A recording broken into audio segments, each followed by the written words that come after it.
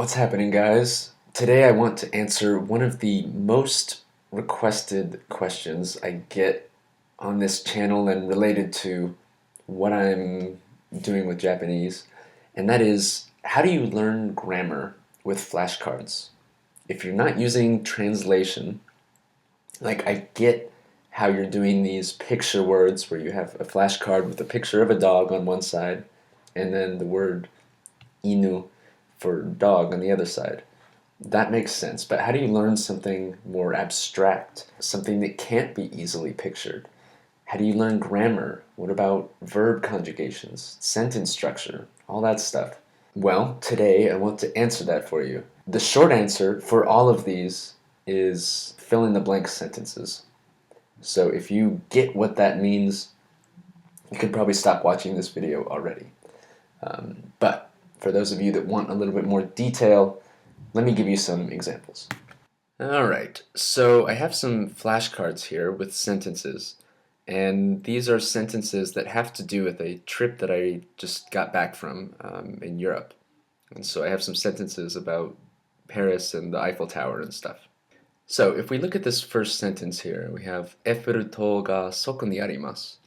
There is the Eiffel Tower. Like, look over there, this guy's pointing, there it is, there's the Eiffel Tower.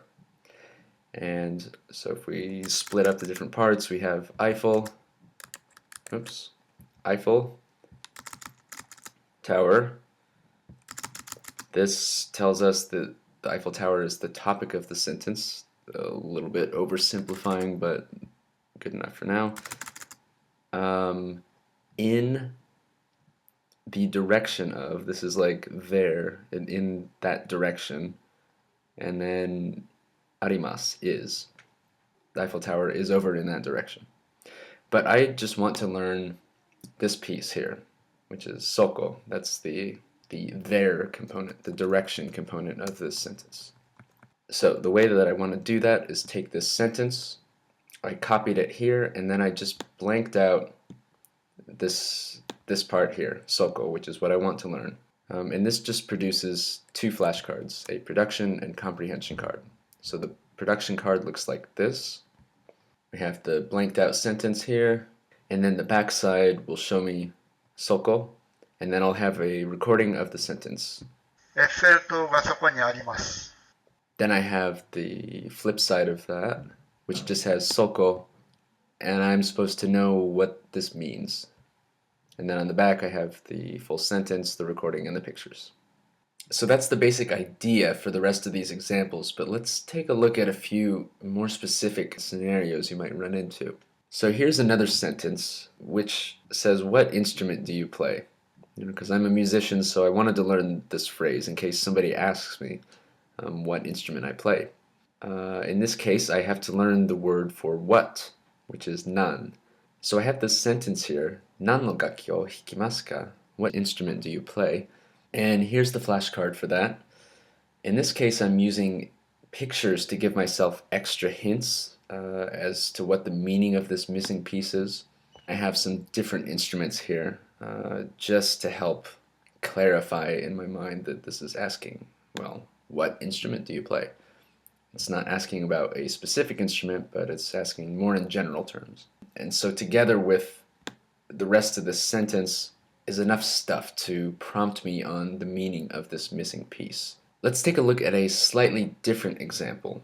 So in this flashcard, I'm using a simple definition in Japanese instead of pictures to give myself some extra hints. So the full sentence here requires a little bit of context. It says, それからパリに行きました. Then we went to Paris, or then I went to Paris. This is kind of part of a two-sentence combination that I learned, and the first one was, first we went to London, then we went to Paris. So this is the second part of that, talking about my Europe trip. So I want to learn this word, それから, which means then. So the flashcard looks like this. Again, a blanked out sentence, but now we have a definition, which shows up in red here. And this is a really simple caveman-like definition. I don't know if it's really accurate Japanese grammar, but it doesn't matter because all I need to do is give myself a little bit of a hint on I was going somewhere else before and then we went to Paris. So my definition here says kino, yesterday, London, London. So yesterday, London, and then kyo, Paris, today, Paris. Yesterday, London, today, Paris. Since I know that this sentence is talking about Paris and then we went to Paris after someplace else, then I know that this piece means then. And you can see how with these really personalized flashcards, they're extremely useful for me, but almost completely useless for anybody else. Because if you just saw this for the first time with no context, you would be completely lost. And this picture doesn't really give you that much of a hint, except that, it's a picture of Paris. You can see the Notre Dame in the back there, but otherwise, you're going to be lost. So I think that's a reason why I'm a proponent of making your own flashcards in general. Let's take a look at a verb conjugation. Here's a sentence here. Nihongo manabitai desu. I want to learn Japanese. And when I first saw this sentence, I was surprised by this piece here, be. So if we split it up, we have Japanese, learn, I want. And this learn part, I am used to it looking like this. Anabu. This is the root form of the verb, meaning to learn. But in this case, the bu changed to be. And I had never seen that before, so that surprised me, and that's something that I want to learn in my flashcards. So this is a verb conjugation or a word form flashcard, however you want to think about it. So I took that piece, I blanked it out, and using the exact same approach as the other cards, I can learn verb conjugations here. So as you can see, this fill in the blank sentence approach works for pretty much anything. Once you get past the initial picture words, you can pretty much use this format to learn anything else. So let's take a look at one more example that's a little bit more complex. So here I have this really long sentence, and it's built upon the last example we had. So this sentence is basically two sentences combined into one. This first one is what we saw in the last example. Nihongo manabitai desu. I want to learn Japanese. And this second one is Nihon ni ikitai desu. I want to go to Japan. So I wanted to make this sentence, I want to learn Japanese because I want to go to Japan. So I took these two sentences to my tutor and said, okay, how do I make this into I want to do A because B? How do I make it into that format? And he came up with this long sentence here. You'll notice that so far up to this point, these two sentences are identical. See this all the way to here and this all the way to there. Nihongo manabitai. So far, so good. But this des part gets cut off. So we delete that and see that that actually ends up at the end here. Now, if we stick our second half of the sentence here, we're going to see some similarities in the second half of the sentence, but we're missing a few pieces. So you can see that all of this lines up except for this piece and this piece. So basically, in order to say, I want to learn Japanese because I want to go to Japan, you have to say the reason I want to learn Japanese. So this piece being reason, the reason I want to learn Japanese is because I want to go to Japan. So in this case, I need to learn these two pieces.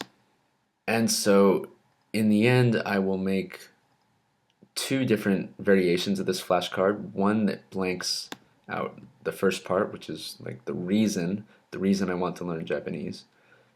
And then a second flashcard which blanks out the end of the sentence. This is the exact same sentence, but it is missing the extra added piece at the end, kara.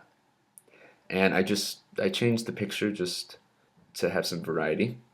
So I end up with two sets of fill in the blank sentences to learn this one kind of idea of because. So in my case, I wanted to split this up into two sets of flashcards to test myself on each piece individually. But in theory, if say these were both kind of easy for you, you could blank out more than one piece and do something like this. So two blanks and then both answers on the back. But generally I just try and test myself on one thing at a time. It's usually just makes reviews easier and faster to test myself on just one tiny piece of information per flashcard instead of a bunch of other stuff. And there's one last thing we can do with this sentence, which is test ourselves on the word order. So, for example, if I want to know where kara fits into this whole big sentence, then I can test myself like this. I have the full sentence here, but I've removed kara and I've not given myself any hints as to where it goes, and then I just write in parentheses kara below, and so I know that I'm supposed to place whatever's inside these parentheses into its correct location. And then if I look at the back of the flashcard, if I got it right, I will have placed it after tai kara desu. Nihon ni kitai kara desu. And so that's it. We've looked at how to learn abstract words, how to learn word forms or verb conjugations, and we've also learned how to learn word order within a sentence. And aside from those types of modifications, you can't really do anything else in a language to change the grammar. You know, you're going to add a new word, you're going to change the word, or you're going to change the order of the word. That's pretty much all that you can do to make grammar. That's all grammar is. So you can basically learn anything using this fill in the blank sentence format once you get past those initial picture words. So I hope that's helpful, and I hope that that answers one of the most popular questions that I've been getting about Japanese. And I hope that you try it out and see how it works for you. I've used this for every language that I've learned seriously up to this point, so it's been working really well, and I hope it works for you too. So I hope that was helpful, and I'll see you next week. Thanks. Bye.